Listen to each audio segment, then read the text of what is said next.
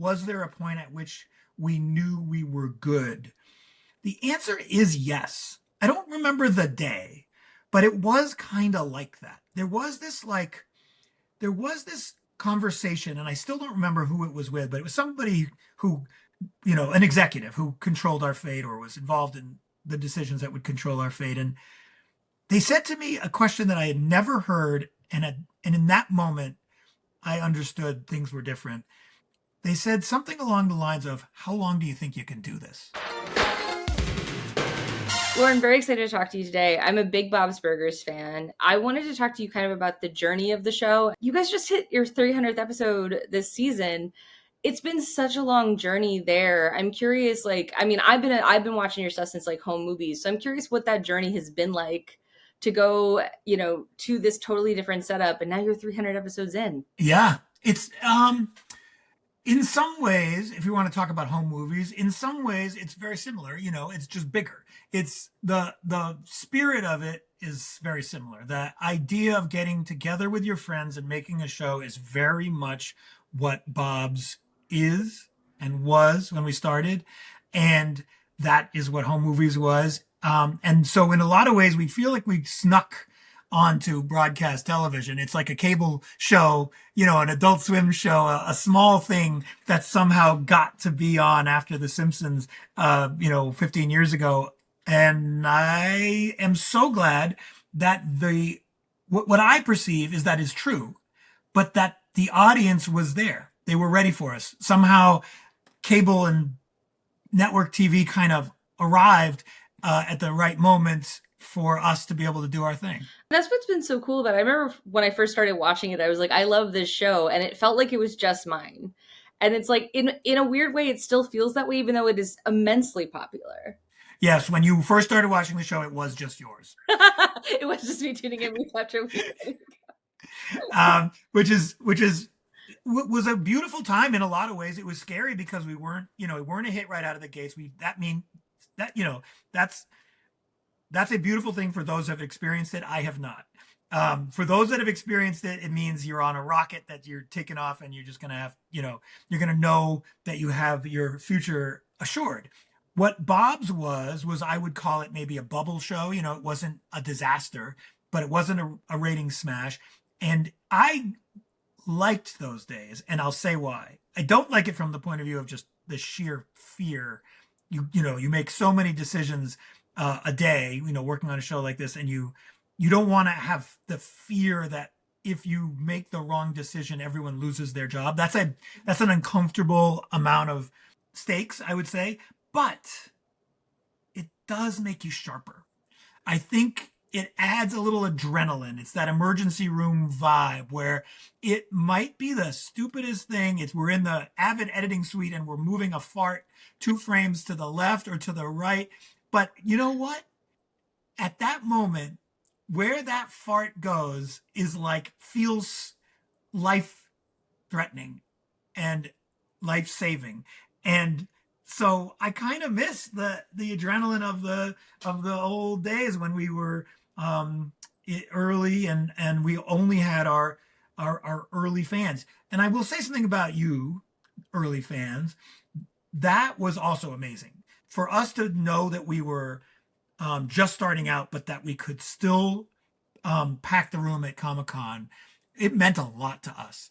It meant a lot to the network and the studio too. They were witness to not necessarily these, boffo ratings, but incredible love. That became clear to me that the studio and the network they're not just cold-hearted, business people. They're not. They want to put on something that people love. And so when it became clear that we had passionate fans, even though we weren't a ratings hit, I saw the network and the studio basically say something along the lines of, don't worry, we'll try and keep you on the air. We want this. This is what we want when the fans react like this. Mm-hmm. So thank you. Thank you to you early fans. You helped, make it possible for us to be here now. Well, I'm curious to that point. Was there a moment where you're like, either we're going to be okay or like we've made it. Because looking back now, not only is it 300 episodes, but you've had incredible talent on the show, both as voice cast and as musicians. I mean, like just this season, you've had Jack Black and like the leader for the big B-52s on. Like, what has that been like? Is there a moment where you're like, oh, we're good? I'll take your questions separately. The first part is easy to answer. Whenever you ask someone to be involved, it's like so embarrassing. You're going out to Cyndi Lauper or Carly Simon in our early days, and you're like, do you want to do this? Like this, we think we're disgusting. Do you want to even dirty yourself with this stupid show? And then when they say yes, it gives you this a little bit of, you know, it validates you a little bit. And so I'm really appreciative to any artist who has a career, who was willing to squander their good name by, coming and playing with us, especially if they had to do something silly. Like Cyndi Lauper sang one of her own songs and changed the lyrics to it was in the butt. The gold was in the butt. So that's amazing. To your other question about, was there a point at which we knew we were good? The answer is yes. I don't remember the day, but it was kind of like that. There was this conversation, and I still don't remember who it was with, but it was somebody who, an executive who controlled our fate or was involved in the decisions that would control our fate. And they said to me a question that I had never heard. And in that moment, I understood things were different. They said something along the lines of, how long do you think you can do this? And of course, the answer was forever, forever and ever, boss. I can do this all day long. I can do this for the rest of my life. And that was the answer they wanted.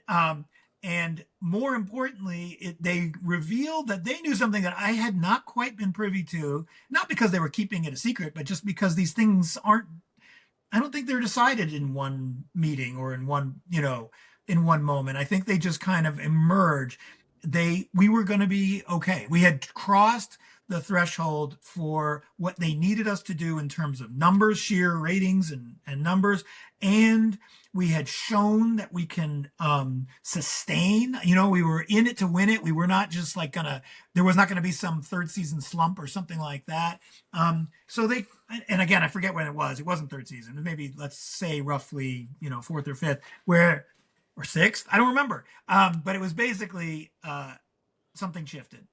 It didn't hurt, that we had won an Emmy by that point, but it was, I think, more important just we looked like the horse that they could really bet on, that they'd wanted us to be all along at that point. And so they plugged us in a way that where we stopped worrying about ratings and we started just focusing on quality. Oh, that's man. That sounds like the dream.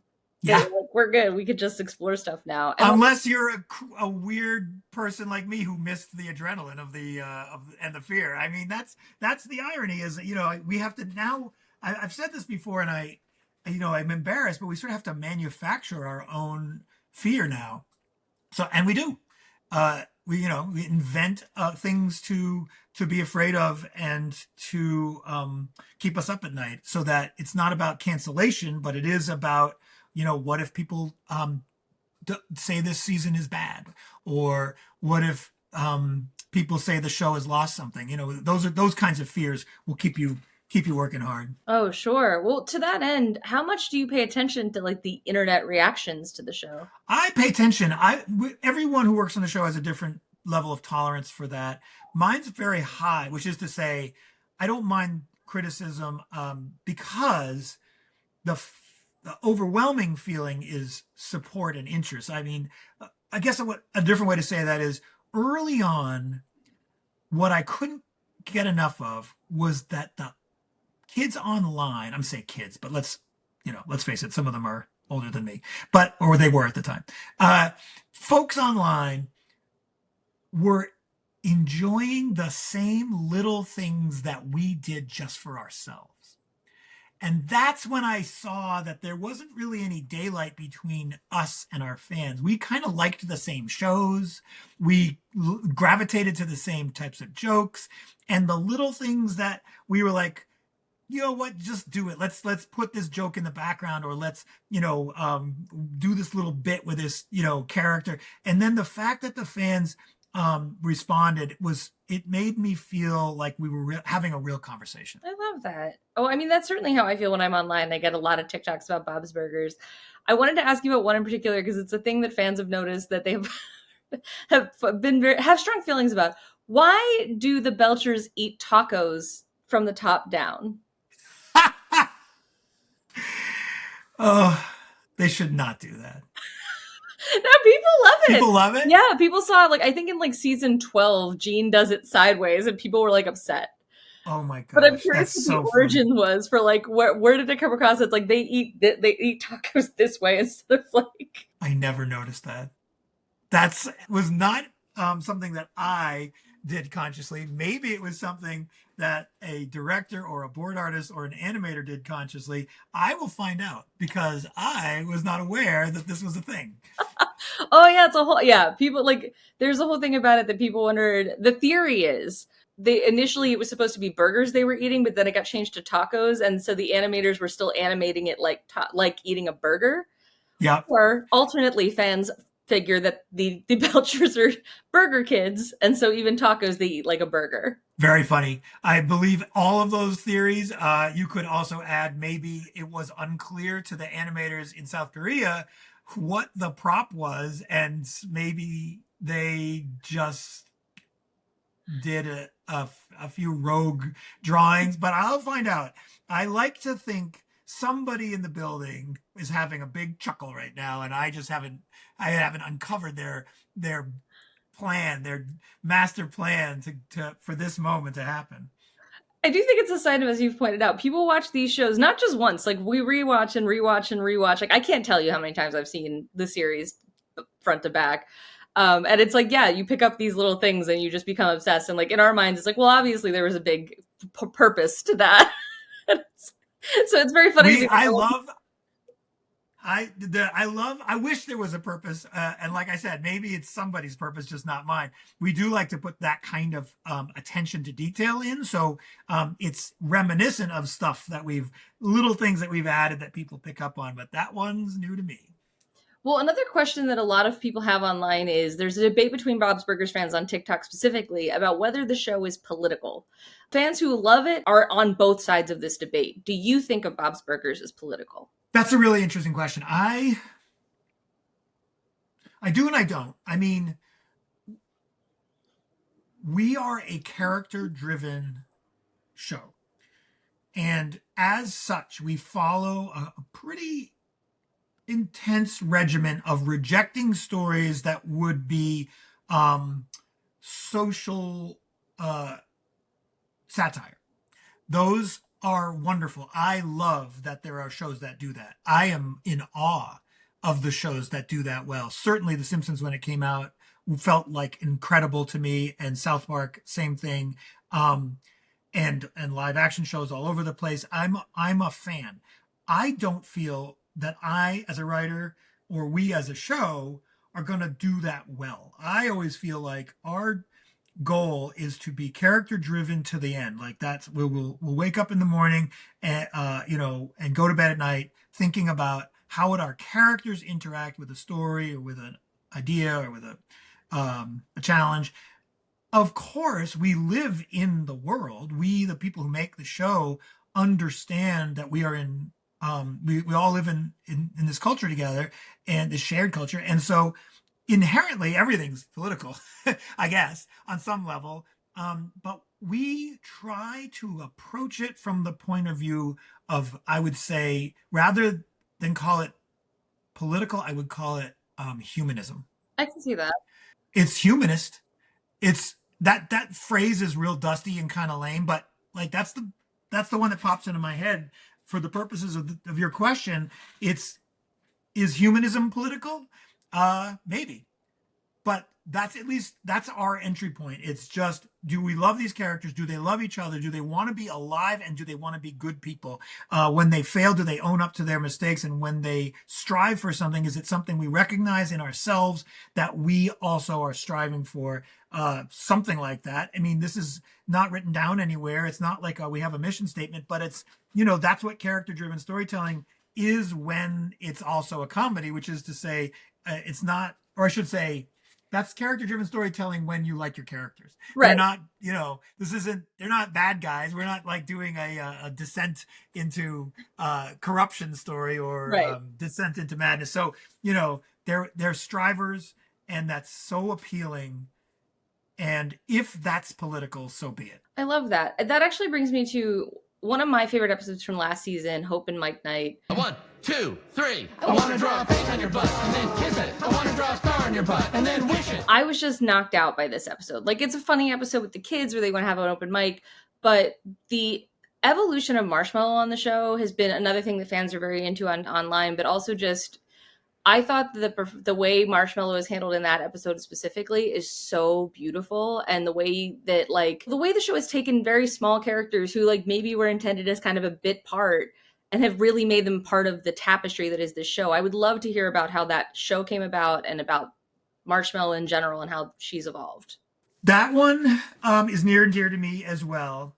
I wrote it with this sort of sandbox approach, oh, won't it be fun to have an open mic night? We just get to have the so many musical numbers, and we're going to license all these songs.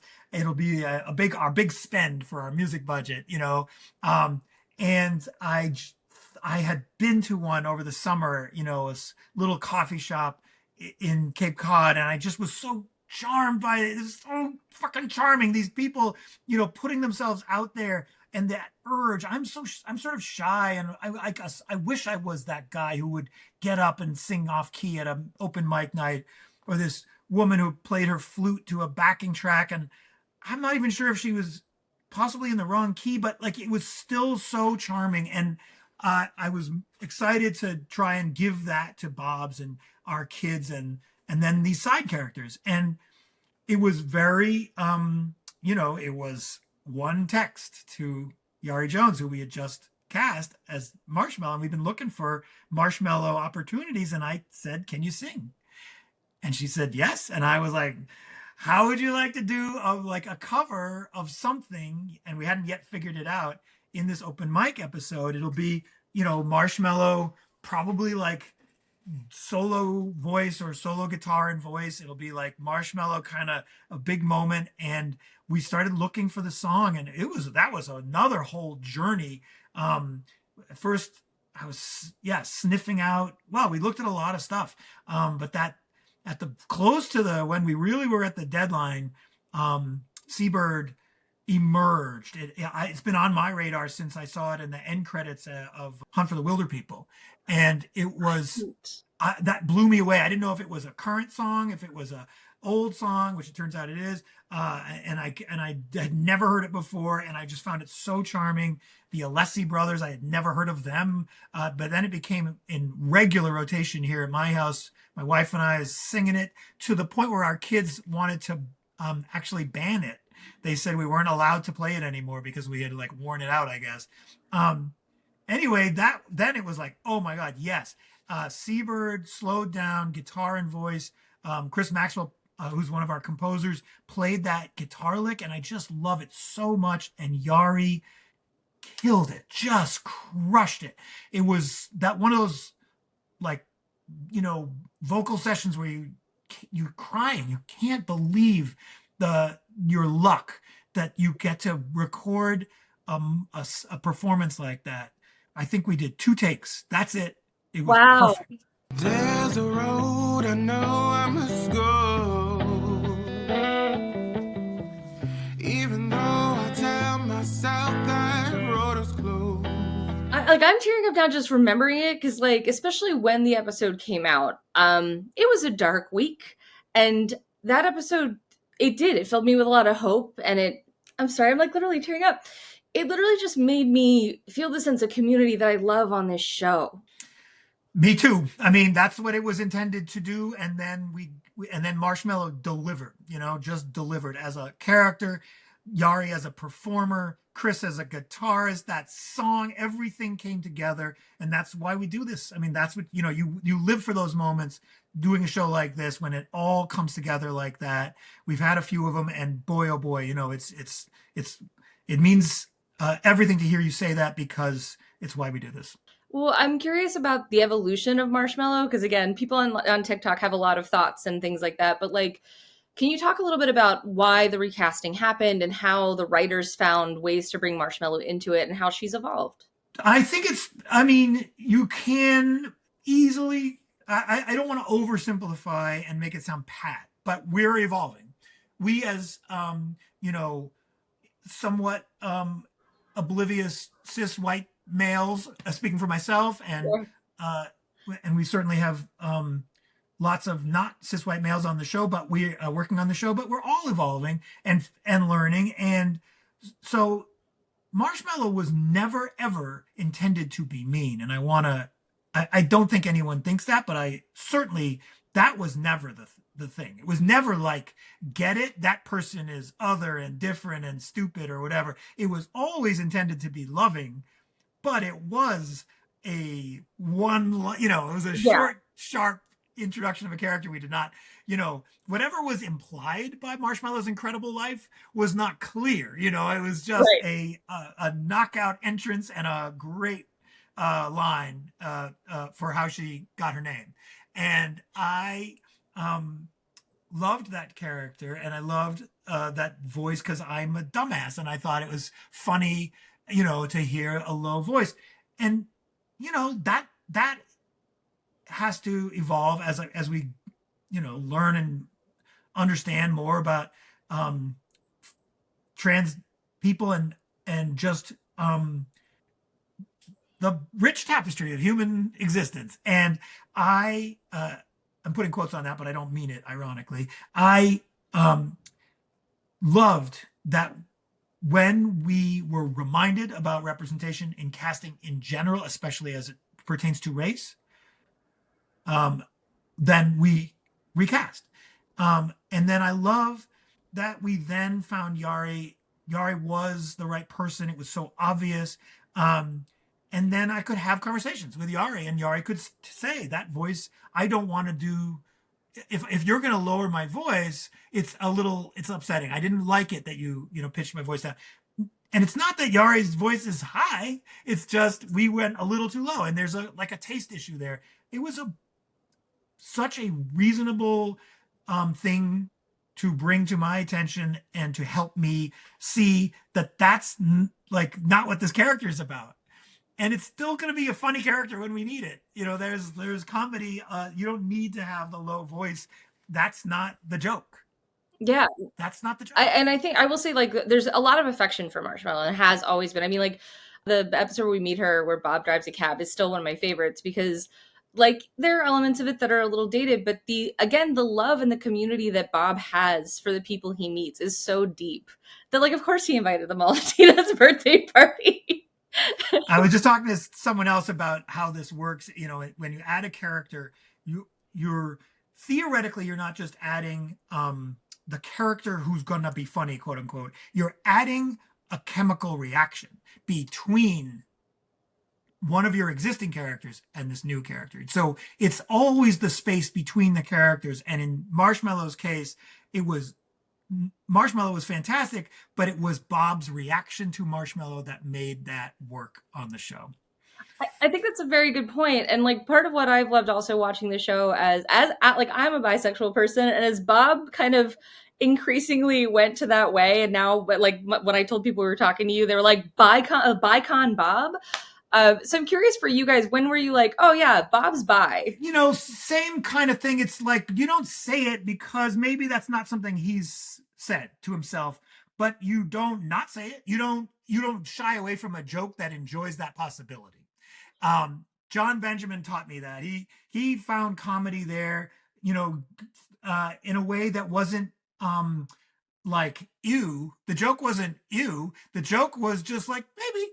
And so there was something so funny to bring in, but again, without making it the joke. It's just an aspect of Bob that's fun to play with. And I'm sensitive to. I want to acknowledge that there's what's that called when you hint that a character might be gay, but then you never say it? Oh, you're talking about queer baiting. Yes, and I'm aware that that's a thing, and I understand you can do that with autism, and you can do it with all kinds of things. And it's a little. I understand that the savvy TV watchers have recognized that as a little cheap, where you get to have your cake and eat it too, and you get to potentially invite a new audience in, but without alienating your broad audience or whatever. I'm sensitive to that, but I guess what I also appreciate, and again, this comes from doing character-driven stuff, is if the character hasn't articulated to themselves whether they're gay or bi or autistic or anything, then it's okay for us not to know. Mm-hmm. That's the way I treat this, as if the character is sacrosanct. And Sure. if an 11-year-old boy doesn't know what his sexuality is, then we don't know. And if Bob hasn't said the words "I'm bisexual," then we won't say them.